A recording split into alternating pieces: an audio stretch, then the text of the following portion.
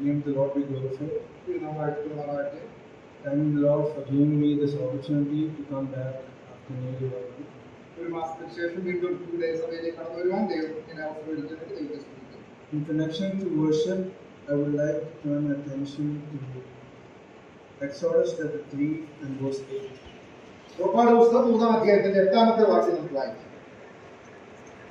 Exodus chapter 3 and verse 8. So I have come down to deliver them out of the hand of the Egyptians and to bring them up from the land to the good and large land, to a land flowing with milk and honey. ഇസ്രായേലിന്റെ കയ്യിൽ നിന്ന് വിടുവിപ്പാനും ആ ദേശത്ത് നല്ലതും വിശാലവുമായ ദേശത്തേക്ക് പാലും തേനും ഒഴുകുന്ന ദേശത്തേക്ക് അവരെ കൊണ്ടുപോകുവാനും ഞാൻ ഇറങ്ങി വന്നിരിക്കുന്നു. We know the context of this passage.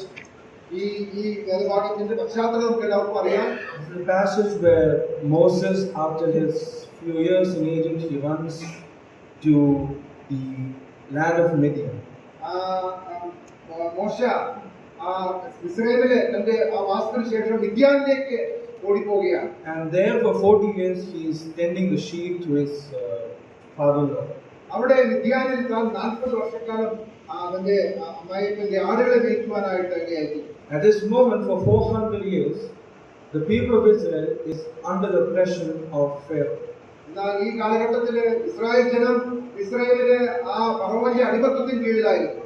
Now we can see Moses while he was tending a sheep. We can see a bush that was burning, but wasn't burned. ഇവിടെ ഈ ഇങ്ങനെ മോശ ആടുകൾ മേയിച്ചുകൊണ്ടിരുന്ന സന്ദർഭത്തിലാണ് മുൾപ്പടർപ്പ് കത്തുന്നതും ആ മുൾപ്പടർപ്പ് വെന്തുപോകാത്തതുമായ കാഴ്ച കാണുവാനായിട്ട് ഇടയായി. We can see the passage, the conversation that Moses had with the Lord. I don't want to go into that. തുടർന്ന് ദൈവവുമായിട്ടുള്ള മോശയുടെ സംഭാഷണം നമുക്ക് അവിടെ കാണുവാനായിട്ട് സാധിക്കുന്നു. So in verse 7, we can see the Lord said, I have surely seen the oppression of my people who are in Egypt. ആ ഏഴാം വാക്യത്തിൽ ദൈവം പറയുകയാണ്, ഇസ്രായേലിലുള്ള എന്റെ ജനത്തിന്റെ കഷ്ടത ഞാൻ കണ്ടു എന്ന് അവൻ പറയും. Here we can see a Lord who sees the oppression of his people. എന്റെ ജനത്തിന്റെ കഷ്ടത കാണുന്ന ഒരു ദൈവത്തെ നമുക്ക് അവിടെ കാണുവാനായിട്ട് സാധിക്കുന്നു. For about 400 years, we can see children of Israel are under the oppression. 400 വർഷത്തോളം ഈ ഇസ്രായേൽ ജനം അടിമത്തത്തിലായിരുന്നു. And children of Israel is crying out, who will deliver us? ജനം ദൈവത്തോട് നിലവിളിച്ചു, ആര് ഞങ്ങളെ വിടുവിക്കും? And verse 9 we can see, now therefore behold the cry of the children of Israel has come to me. വാക്യത്തിൽ ദൈവം പറയുകയാണ്, ഇസ്രായേൽ മക്കളുടെ നിലവിളി എന്റെ അടുക്കൽ എത്തിയിരിക്കുന്നു. And because of that we can see in verse 8 we can see I have come down.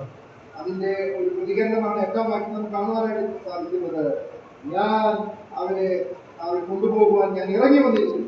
The phrase I have come down intrigued me the most. ഞാൻ ഇറങ്ങി വന്നിരിക്കുന്നു എന്നുള്ള ആ പദമാണ് എന്നെ വളരെയധികം ശ്രദ്ധിക്കാനായിട്ട് ഇടയായിട്ടുണ്ട്. God is coming down to deliver the people of Israel. Israel ജനത്തെ വിടുവിക്കാനായിട്ട് ദൈവം ഇറങ്ങി വന്നിരിക്കുകയാണ്. God sends Moses. ദൈവം മോശയെ എഴുന്നേൽപ്പിക്കുന്നു. And we can see as New Testament believers, we were under the oppression of sin. വിശ്വാസികളായ നാം പാപത്തിന്റെ അടിമത്തത്തിന് കീഴിലായി. More than oppressions, we were children of sin. നാം പാപത്തിന്റെ അല്ലെങ്കിൽ പിശാചിന്റെ മക്കളായിരുന്നു. When we are oppressed, we do not like being oppressed. ആ അടിമത്തത്തിന് കീഴിൽ അല്ലെങ്കിൽ എന്തെങ്കിലും കീഴിലായിരിക്കുക എന്നുള്ളത് നമ്മൾ ആരും ആഗ്രഹിക്കുന്ന കാര്യമല്ലല്ലോ. But we enjoyed our oppression. എന്നാൽ ആ അവസ്ഥയിൽ നാം പാപത്തിൽ രസിച്ച് ജീവിച്ച ഒരു അവസ്ഥയിലായി. We were called the children of disobedience. നാം അനുസരണക്കേടിന്റെ മക്കൾ എന്നുള്ളതായിരുന്നു നമ്മുടെ പേര്. We can see in Ephesians chapter 2 and verse 1, we who were dead in trespasses and sin. ലേഖനം 2ാം അധ്യായത്തിൽ 1ാം വാക്യത്തിൽ ഇങ്ങനെയാണത് വായിക്കുന്നത്, അതിക്രമങ്ങളിലും പാപങ്ങളിലും മരിച്ചവരായിരുന്ന we were dead and we were oppressed under sin. നാം മരിച്ചവരായിരുന്നു, പാപത്തിന്റെ അടിമത്തത്തിന് കീഴിലായിരുന്നു. Satan was our taskmaster. സാത്താനായിരുന്നു നമ്മുടെ യജമാനനായിരുന്നത്. And we couldn't come out of it. അതിൽ നിന്ന് ഒരു വിടുതൽ പ്രാപിക്കാനായിട്ട് നമുക്ക് സാധിക്കില്ല. Just like Moses, in the fullness of time, God sends His only begotten Son, our Lord and Savior Jesus Christ. ഇവിടെ മോശയെ ദൈവം എഴുന്നേൽപ്പിച്ചതുപോലെ കാലസമ്പൂർണ്ണതയിൽ തന്റെ പുത്രനെ ദൈവം ഈ ഭൂമിയിലേക്ക് നമ്മെ വിടുവിക്കാനായിട്ട്, നമ്മെ വീണ്ടെടുക്കാനായിട്ട് അയച്ചു. And because of the eternal death and eternal sacrifice, we are having the salvation from sin. ആ കർത്താവായ യേശുക്രിസ്തുവിന്റെ പരമയാഗത്താൽ നമുക്ക് പാപത്തിൽ നിന്നുള്ള മോചനം ലഭിച്ചിരിക്കുകയാണ്. Now I can say I am free. ഇന്ന് ഞാൻ സ്വതന്ത്രനാണ്. My shackles has been removed. എന്റെ ആ ശിക്ഷാവിധി എന്നിൽ നിന്ന് നീക്കപ്പെട്ടിരിക്കുകയാണ്. And now I am elevated with our Lord and Savior Jesus Christ. കർത്താവായ യേശുക്രിസ്തുവിനോട് കൂടെ ഞാൻ ഇരുത്തപ്പെട്ടിരിക്കുകയാണ്. Let us continue in worship. May the Lord be with us. ഈ ദൈവത്തെ ആരാധിച്ചുകൊണ്ടിരിക്കാൻ ദൈവനാമം വാഴ്ത്തപ്പെടുമാറാകട്ടെ.